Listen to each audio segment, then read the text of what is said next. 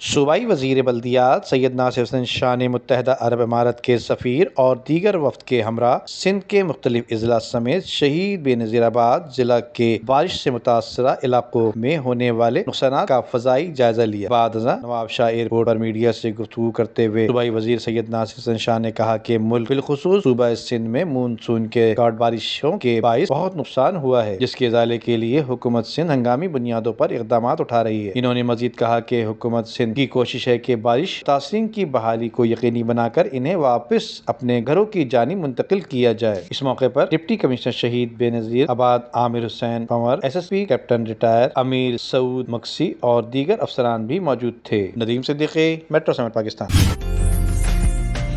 उम्दा में पकाएं और जी भर के खाएं।